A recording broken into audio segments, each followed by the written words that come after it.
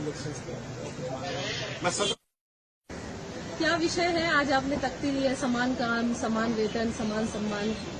देखिए, मैं समझता हूं जो कर्मचारी है, सरकारी कर्मचारी की संख्या बहुत कम है, 2% सरकारी नौकरी है, लेकिन उसके अलावा भी एक बहुत बड़ा सेक्टर जिसको हम प्राइवेट सेक्टर कहते हैं, और संविदा, ठेकेदारी, आउटसोर्सिंग के जरिए भी बहुत सारे कर्मचारी काम कर रहे हैं। उसी काम को सरकारी कर्मचारी 8 घंटे करता है, उसको 50,000 रुपये मिलते हैं। उसी के साथ काम करने वाला संविदा, ठेकेदारी, आउटसोर्सिंग वाला जो व्यक्ति है, कर्मचारी, वो भी 8 घंटे काम करता है, उसको 8,000 रुपये मिलते हैं। ये जो वेतन विसंगति है, ये जो इतनी बड़ी गैर बराबरी है, ये गलत है। समान काम, समान वेतन। कम से कम गरिमाई जीवन जीने के लिए जो वेतन की जरूरत है, इतना वेतन तो कर्मचारियों को मिलना चाहिए। आप ये महसूस कीजिए, जैसे पुलिस है, पुलिस के कर्मचारियों को 50,000 रुपये तनख्वाह मिलती है, होमगार्ड को 10-12,000 रुपये मिलती है, 16,000 रुपये मिलती है, पीआरडी के जवान को उससे भी कम मिलती है। तो मैं समझता हूं कि ये अन्याय बंद होना चाहिए। जितने भी आउटसोर्सिंग, संविदा, ठेकेदारी पे कर्मचारी है, उनको जितना काम वो करते हैं उसके मुताबिक जो है उनको सैलरी मिलनी चाहिए, ऐसी मेरी मांग है। और मैं केंद्र सरकार से मांग करता हूं कि वो कानून लाएं, समान काम, समान वेतन और समान सम्मान।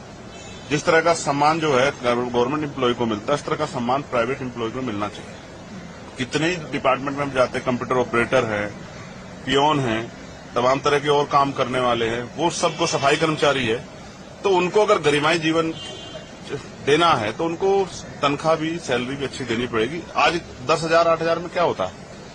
किसी अच्छे स्कूल में अपने बच्चों को नहीं पढ़ा सकता आदमी। अगर कोई बीमार हो जाए तो 8,000 रुपये तो एक ही दिन में उड़ जाएंगे अस्पतालों में।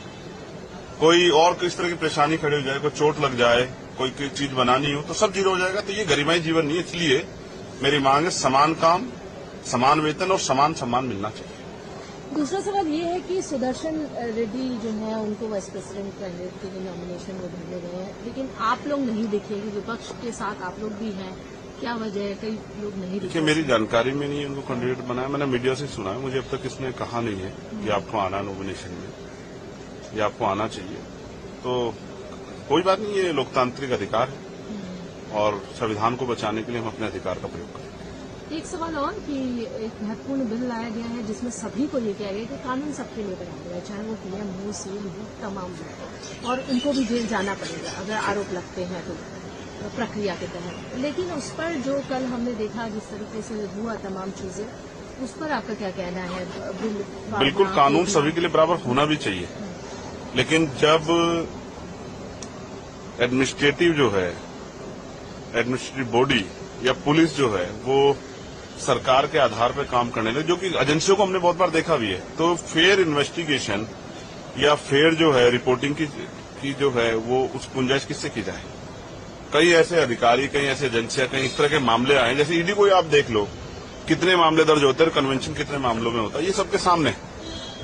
तो मैं इसलिए कह रहा हूं कि जब गवर्नमेंट जो है कोई कानून बनाती है तो वो अपने हितों को देख के बनाती है। और मुझे तो जिस तरह का कल मैंने चर्चा सुनी, और मुझे ऐसा लग रहा है कि जो उनके साथ नहीं उसको जेल जाना पड़ेगा, ऐसा मुझे लगता है। इस तरह का बिल जो वो लेके आए, उनका बिल सीधा कह रहा है, हमारे साथ रहोगे तो मौज करोगे, हमारे खिलाफ रहोगे तो जेल जाओगे।